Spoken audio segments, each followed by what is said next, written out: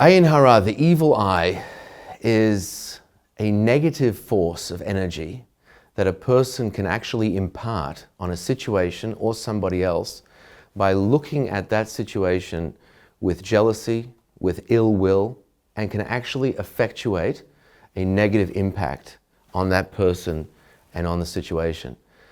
Now, I was once asked by somebody, Ayin hara, it sounds a little bit like idolatry. I mean, is there something that you're saying that has more power than God? God is blessing you with a good life, with all the blessings in all areas of your life, prosperity, children, family, home, livelihood, and then someone else can come along and with their evil eye can usurp and undermine or possibly even override those blessings of God. Is that believing in a force other than God, power other than God? And so the truth is that to understand the nature of the evil eye, we really have to understand the nature of prayer and how powerful the tool of prayer is. You see, God loves us and He wants to give us as much kindness as He possibly can and be merciful, just like any parent to a child. Yes, there are rules. Yes, He has to enforce those rules, but at the end of the day, He has mercy on His children and He wants to let us off the hook, giving us the benefit of the doubt. But let's just say somehow He was influenced to be able to look at us with a more strict eye, with having more the attribute of judgment. Well, if God did that, there would be plenty of reasons for us to get punishments that we truly deserve, and possibly to get the discipline that are consequences of our own actions.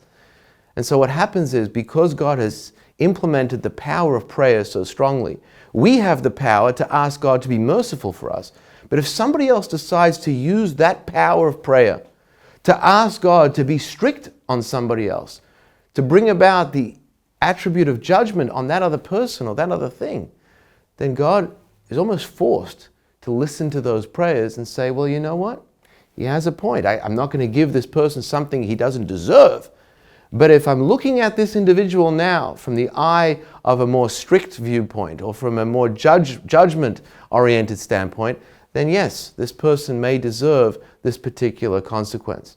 And so, in essence, what we're really saying is, don't put ourselves in a situation that somebody's prayer can lead to God looking at us with midas hadin, with the attribute of judgment. Rather, let's stay focused on trying to elicit God's midas harachamim, which is His attribute of mercy, where even if we don't deserve the good, we've done a few things wrong, but God will always have mercy on us. And so one of the ways the Talmud and Jewish law actually tells us not to put ourselves in a situation where the evil eye could affect us, not to have two family members called up for the Torah, one after the next, so people say, what's with that family? Why are they more prestigious than everybody else?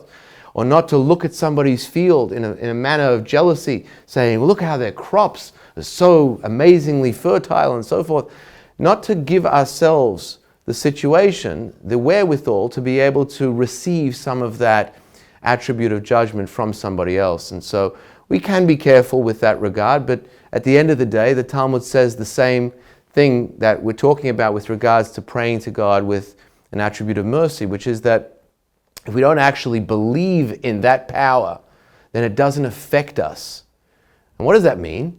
It means that if we truly believe that our prayers are the prayers that are going to be heard by God, and the prayers of those who love us and those who care about us, and they're asking for our good and for our mercy and for God's compassion on us, then those will be the prayers that God will actually listen to and follow, and not heed the prayers of those who have unintentionally, accidentally, but still utilize the power of prayer to see for something negative or something possibly a little more judgmental, a little more strict coming towards us. So that way, if we focus only on all the blessings that we know God is going to give us in a positive light, and all the good, basically to have an implicit positivity bias, that is something that will override any of the evil eye's power coming through from somebody else's prayers, so to speak.